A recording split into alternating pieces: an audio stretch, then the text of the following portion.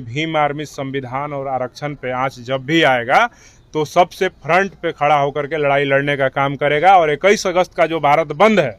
उसमें अभी हमारे नेता ने कहा है कि हम इस पूरे मामले का स्टडी करा रहे हैं, क्योंकि 565 पेज में जो 7 जजों की बेंच ने जो फैसला लिया है वो पूरा फैसला 565 पेजों में है। हमारे नेता चंद्रशेखर आजाद जी पूरा मामला को सही तरीके से, जो संविधान के विशेषज्ञ हैं और जो बड़े वकील हैं उनके नेतृत्व में इसका अध्ययन करवा रहे हैं। और जैसे ही हमारे नेता का आदेश आएगा हम लोग सड़कों पे 21 अगस्त को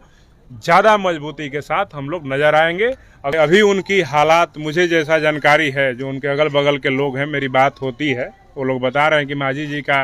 मानसिक स्थिति ठीक नहीं है, उनका इलाज चल रहा है, वो दवा करवा रहे हैं, इस वजह से उनको समझ में नहीं आ रहा है कि आरक्षण का मामला क्या है, इसलिए वो इस तरह का बयान दे रहे हैं। और रही बात उनके बयान देने के बाद फिर भी अगर हालात उनके ठीक नज़र आ रहे हैं तो मांझी जी वर्गीकरण की बात करें तो वर्गीकरण पहले अपने घर से शुरू करें। क्रीमी लेयर के नाम पे आप कह रहे हैं कि क्रीमी लेयर होना चाहिए, सारा क्रीम खुदे अपने परिवार में खाने का जो काम कर रहे हैं ये काम नहीं चलेगा। आपका बहुत रिस्पेक्ट करते हैं हम लोग, आप पे कहीं आँच आएगी तो हम लोग खड़े नजर आएंगे। इस तरह का बयान नहीं दीजिए। अगर इलाज कराने में आपको कहीं कमी नजर आ रही, भारत सरकार का कोई योजना नहीं है या भारत में कोई ऐसे बड़े डॉक्टर नहीं है जो आपका इलाज अच्छे से करा सके, आपकी मेंटल हेल्थ का या कोई भी तरह की बीमारी आपको है जिसकी वजह से आप ऐसा उटपटांग बयान दे रहे हैं, तो हम भीम आर्मी के लोग इतने सक्षम हैं कि आज हम लोग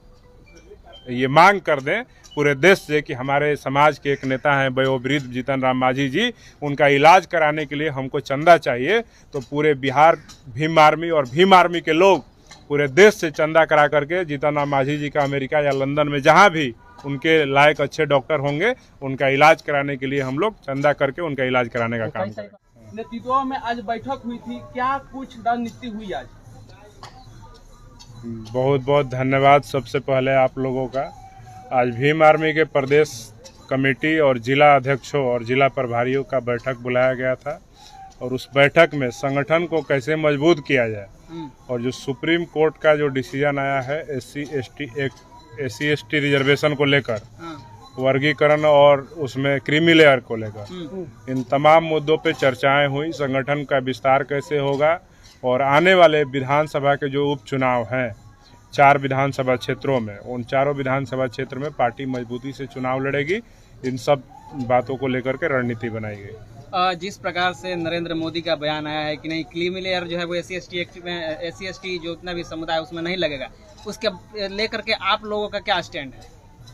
बयान नरेंद्र मोदी जी के बयान का कोई मुकाबला है? वो तो इतना बयान दिए हैं देश में कि उनके किस बयान पे हम विश्वास करें? तो उनके बयान को हम लोग विश्वास नहीं कर रहे हैं। अगर नरेंद्र मोदी जी इस बात को लेकर के सच में सजग हैं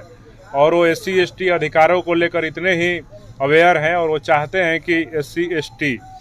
जो समाज के लोग हैं इनके अधिकार सुरक्षित रहे, आरक्षण सुरक्षित रहे, इसमें कोई वर्गीकरण, कोई क्रीमी लेयर का मामला नहीं हो, कोटा में कोटा नहीं हो, तो नरेंद्र मोदी जी को संसद का विशेष सत्र बुला करके जो उनके गठबंधन के तमाम जो सरकार के साथी हैं उनके समक्ष एक आरक्षण को लेकर के बिल लाएं और उस बिल को पास करा करके आरक्षण को संविधान के 9वीं अनुसूची में शामिल करें, ताकि 9वीं अनुसूची में शामिल हो जाने के बाद आरक्षण की तरफ सुप्रीम कोर्ट हो या कोई दूसरा व्यक्ति उस पर आंख उठा करके, नज़र उठा करके नहीं देख सके। रिजर्वेशन का जो एक्सपर्ट है उनका कहना है कि नरेंद्र मोदी सिर्फ क्रीमी लेयर हटाने की बात कर रहे हैं, जो बंटवारे की बात है वो स्पष्ट रूप से नहीं कर पा रहे। तो इस पे भीम आर्मी का क्या स्टैंड है? नरेंद्र मोदी जी, हम यही कहना चाहेंगे, अपने विचार बदल लीजिए और जल्द से जल्द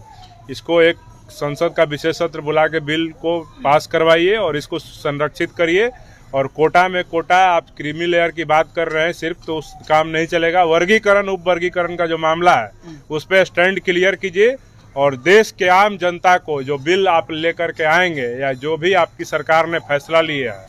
उसका जो प्रेस का जो रिलीज है या जो संविधान के द्वारा आप जो भी कानून लेकर के, जो ऑर्डर लेकर के सरकार के द्वारा आप कोई ये बयान दे रहे हैं कि वो आरक्षण को कोई खतरा नहीं है, एससी एसटी में क्रीमी लेयर नहीं लाया जाएगा, उसकी प्रति जारी करवाइए ताकि देश का जो दलित, पिछड़ा, दलित आदिवासी समाज जो है वो आश्वस्त हो सके कि सच में नरेंद्र मोदी की सरकार हमारे आरक्षण को बचाएगी। जिस प्रकार से जीतनराम मांझी कह रहे हैं कि नहीं क्रीमी लेयर होना चाहिए, उनकी बयान को लेकर के भीम आर्मी क्या सोच रही है? जीतन राम मांझी जी के बयान को लेकर के हम यही कहेंगे, वो हमारे समाज के बुजुर्ग हैं, हम लोग के सम्मानित आदरणीय नेता हैं